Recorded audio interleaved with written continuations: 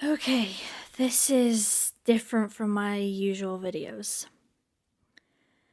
I dated I say dated in such audible quotation marks because, well, a 13-year-old dating an 18-year-old is gross and illegal. There is no justification for any adult to even want to do this. And yes, I hear you probably wondering how bad it could possibly be. Not because you condone it, like, nobody besides people like him condone this, but because 18 is a teen, right? He can't do that much damage, right? No, you are most certainly an adult at 18 and you can do so much damage at that age. The age difference and cognitive developmental differences between myself and him was so much vaster than you can even truly remember it being at that age. So much vaster than I knew at the time. So, this all started back when I was 13.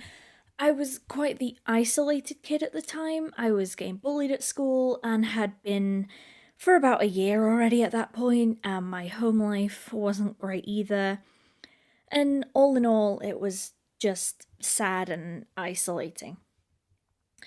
This is when I started going on DeviantArt. I was ostracized in real life, so maybe I could make friends and post art online instead. It was fun for a short while, I guess. That's when he showed up. I got one of those, is it notes? Like a DM, but as grating as sandpaper. Hated those things. Anyway, I get this note from this account saying he liked my art and how he wanted me to illustrate his story. So, at first we're already off to a great start because, wow, choosing beggar much, but at the time, as I said, all my interactions in real life were just unpleasant and dismissive. So to see a person say my art was good, well, my 13-year-old self jumped at the chance to help him. He seemed nice, so it was okay, right? What I find weird is, while writing the script, is how at no point did I, as a 13-year-old, realise already this was quite predatory. No, not the choosing beggar attitude, but the story he wanted a child to illustrate. A person he already knew was a child. Like, I don't remember too much, but I do remember it was quite not safe for work, kinky, full of weird shit. I just say this now because although it's weird and a clear red flag, it never comes up in this story because, well, again, I never realized that at the time. So, back on track, me and this guy started talking. Quite friendly, quite decent, and he spoke. Not to say I didn't too, of course I did. I was a lonely child seeking for validation and a friend, but this guy spoke so much. He was never mean, he was never rude at all. Actually, he would just say how amazingly talented I was and how cool I am. Like, yeah, he was bigging up my ego, but this is a tactic in grooming. Grooming is when someone builds a relationship, trust, and emotional connection with a child or a young person so they can manipulate, exploit, and abuse them. This is what he was doing to me. I was feeling a connection with him. He felt like the dominant adult figure in my life after a while, the type that I was so desperately in need of, but never truly had. And as a child, I did need that. I needed that support from someone who had more experience than me, and he pretended to be that person. The person I could depend on. The person I could tell all my secrets to and feel like I wouldn't be judged. The person I could feel safe around. Soon enough, though, it wasn't just innocent support anymore. Actually, it went far beyond that into a weird and upsetting path rather quickly. We moved from crappy DeviantArt messages, and instead we moved to, I think there was another social media site that is just completely obscure now or deleted. And then finally, Facebook. This kind of gave him a lot more of a grasp on me, as instead of a format closer to emails that takes some time to respond and doesn't give notifications, I was now pretty much texting him with all my devices, letting me know every time he wanted to talk, and I couldn't just let him down, right? The first problem arose with our time zones. He was from Kentucky in America, and I'm British. Ugh, it's troubling to say that he knows exactly where, due to the stupid Facebook thing. Ugh. But, anyway, time zones kind of suck, and they suck more when you feel compelled to stay up to talk to them. All night, I was up talking to this guy until about 5 or 6 a.m. and waking up again at 7:30 a.m. for school, for nights on end until I began sleeping in class and slipping into a constant state of agitation and paranoia. I would feel guilty, like I needed to, for a long time. That was not the worst, however. The worst is what was said to me those nights. He would start getting explicit with me. Very explicit. At first, it was making jokes about how I didn't know anything about sex. Like, yeah, I'm 13, of course I didn't. He would start describing stuff, at first, as just explaining what sexual things were, different words and phrases, while still cooing about how cute and innocent I was for not knowing them. Then he started talking about us, acting these things out. Started with talking about how he wanted to hold me, then how he wanted to kiss me, and other things in more and more detail every night, seeming more explicit than the last, as he expressed explicitly how my tiny and small body was so perfect for such things. I know that might be too much information, and I know it can be upsetting to know that he said that kind of stuff to me, but I just really want you to know exactly how gross this guy was. I want you to know that at no point was he just talking to a person online who just happened to be 13. He was talking to, specifically, a small girl. He knew that. At that point, I didn't know what to think. He was my friend, I thought. He would coax me into saying things back to him, and I didn't want the only person who cared about me to leave me. So I did that. I said what he wanted me to say. Until finally, the things that seemed so otherworldly and taboo became so normalized in my head that I no longer even saw these things as wrong because, well, he was saying them. The guy who cared about me. Nobody else cared about me like he did, I thought, so he must not be doing this in a malicious or weird way, right? Right? I think what pushed me into finally seeing all this as okay back then, what made me stop asking questions in my head, what made me fully commit to not telling anybody about him for his protection, was his mum was okay with it. That's that's the thing that probably hurts the most. A child psychologist, somehow, someway, knew what was going on with her son and a child. And she not only didn't fight it, but she condoned it.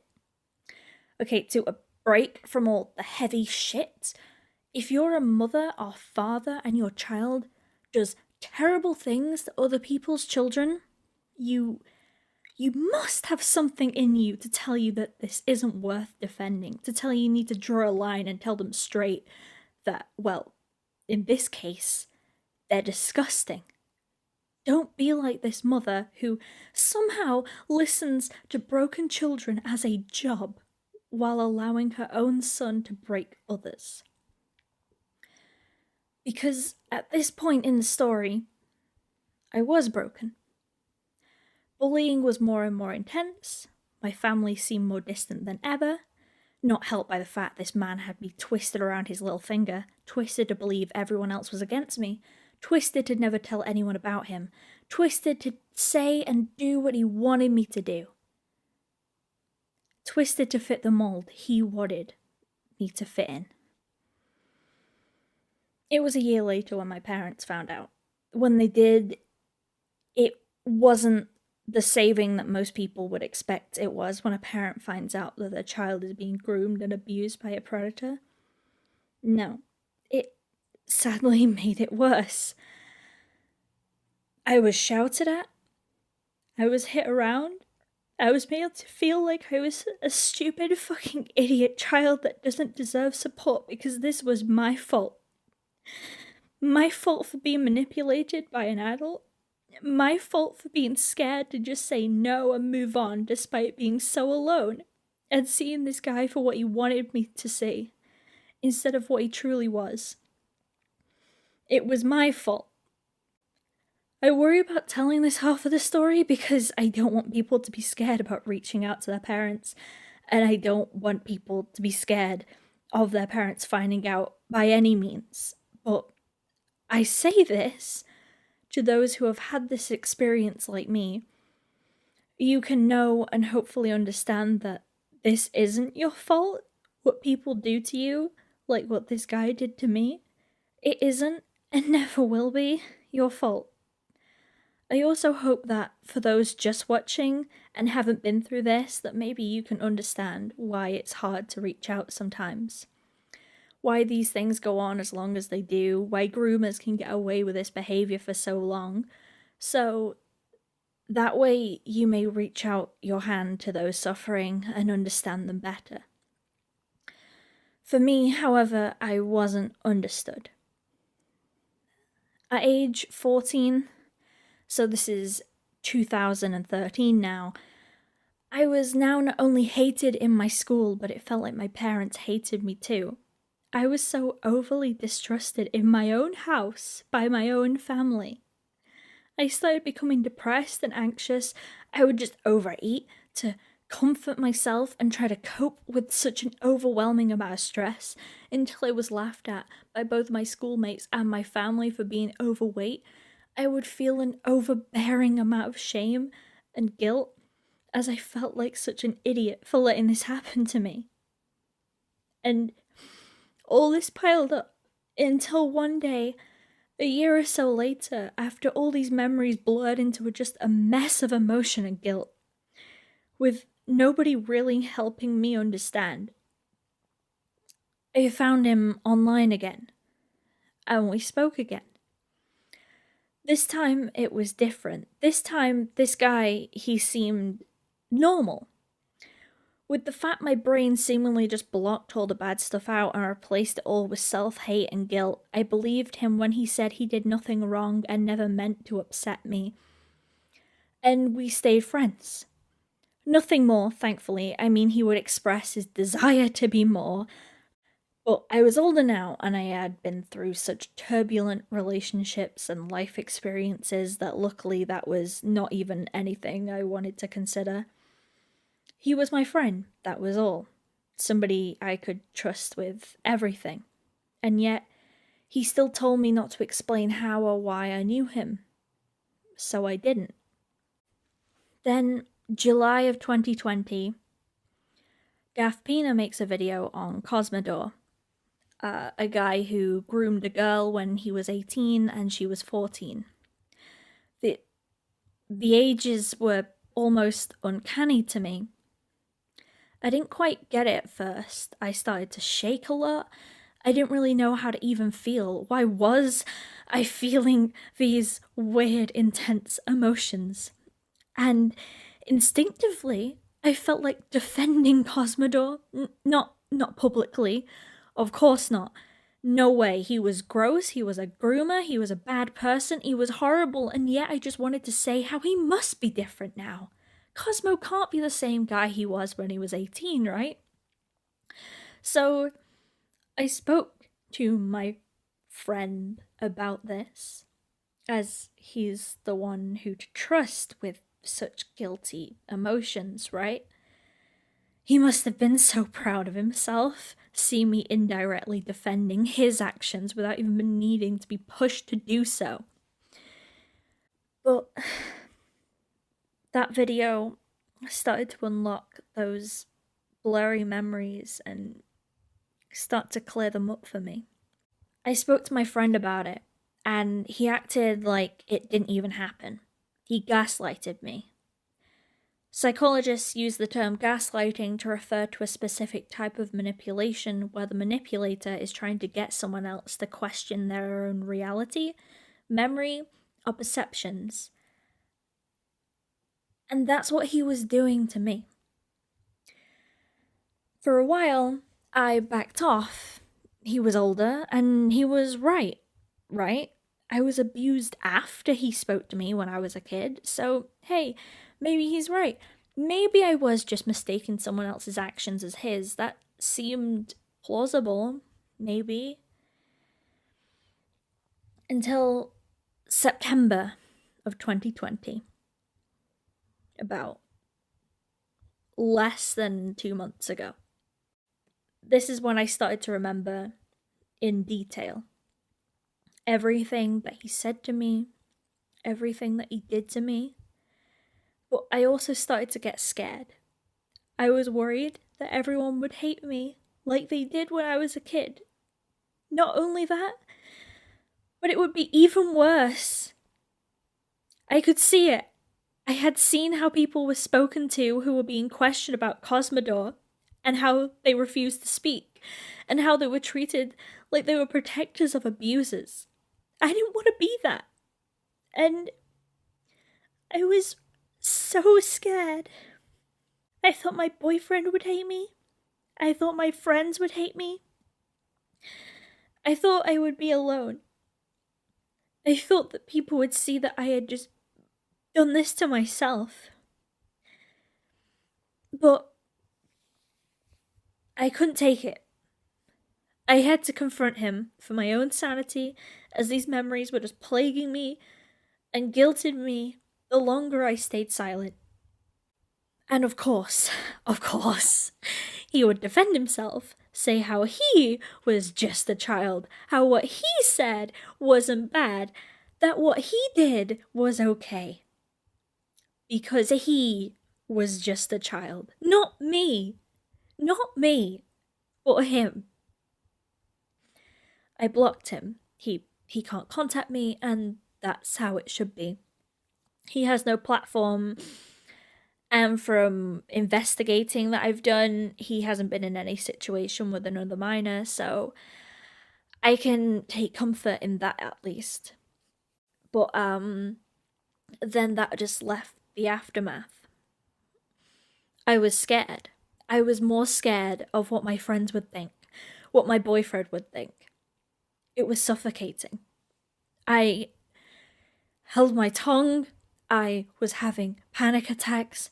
I was freaking out because I'm not I don't do well by myself, and I had put so much dependence on that guy, that groomer, that manipulator, that now I felt alone and I didn't know what to do. But amazingly, this time around, I was supported. I was listened to. So, to you guys that did that, I love you a lot. Thank you. To everyone else watching this video, at first I didn't know if I should make it. The shame I have, the lasting effects this guy has had on how I see things, it's a lot. And the fact I let him get to me twice, it did make me feel so ashamed of myself. But I felt like I had to make this, not only so I could finally shout to the world what I have been holding in for 8 years now, but also so I could potentially reach out to those who have held these same worries. You aren't alone. People love and care about you, and you are worth so much more than the protection of creeps like these people. Don't be ashamed of yourself. It's not your fault. And don't be afraid to reach out, because somebody will reach back and help you. I will leave both information about grooming and phone numbers as well for those who need to speak to somebody about anything like this. I'll leave that all in the description. I do apologize for this more raw kind of video. I appreciate those who have watched this long, and I do truly hope that, even in some way, I have helped somebody. Thank you for listening. stay safe.